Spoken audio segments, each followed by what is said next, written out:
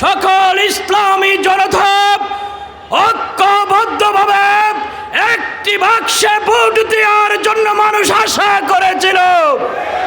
আজকে সেই আশা পূরণ হতে চলেছে। আগামী নির্বাচনে বাংলাদেশে সকল ইসলামী দলের ভোটের বাক্স হবে একটা। আমরা যারা দেশে সংসদে ইসলামকে দেখতে চাই, কোরআনকে দেখতে চাই, আমরা নির্বাচন আমরাও চাই।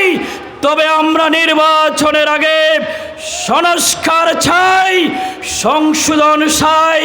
যেই 17 বছর ঐতিহাসিক পাবলিক হল ময়দানে আজকের বিশাল জনসভার সংগ্রামী সভাপতি, ইসলামী আন্দোলন বাংলাদেশ কক্সবাজার জেলা শাখার সংগ্রামী সভাপতি, বিশিষ্ট আলেমে দ্বীন জনাব মুহাদ্দিস আমিরুল ইসলাম মীর সাহেব, আজকের এই জনসভার সংগ্রামী প্রধান অতিথি, ইসলামী আন্দোলন বাংলাদেশের সংগ্রামী আমির পীর সাহেব সৈয়দ মোহাম্মদ রেজাউল করিম, ইসলামী আন্দোলনের কেন্দ্রীয় নেতৃবৃন্দ, আজকের এই সমাবেশে উপস্থিত আছেন বাংলাদেশ জামাত ইসলামীর কক্সবাজার জেলার সংগ্রামী আমির, হইকং ইউনিয়ন থেকে বারবার নির্বাচিত চেয়ারম্যান জনাব অধ্যক্ষ মৌলানা নূর আহমদ আনোয়ারী সহ সম্মানিত নেতৃবৃন্দ, সম্মানিত উপস্থিতি, আসসালামু আলাইকুম রহমতুল্লাহ।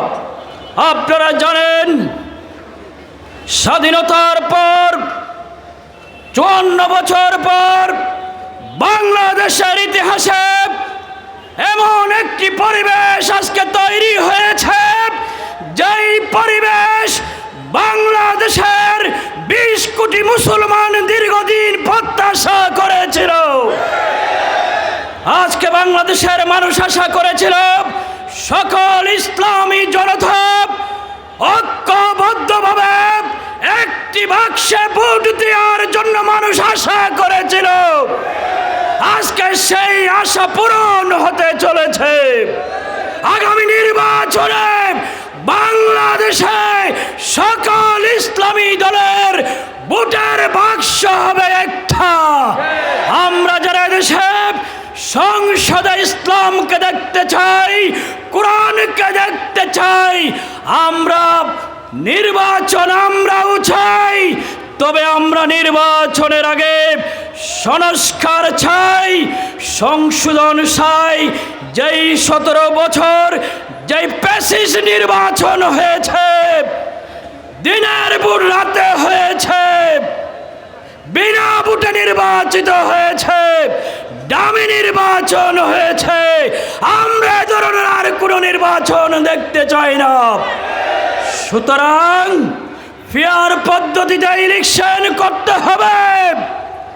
এই পদ্ধতিতে যদি ইলেকশন হয়, প্রত্যেকটি ভোটারের প্রতিফলন ঘটবে।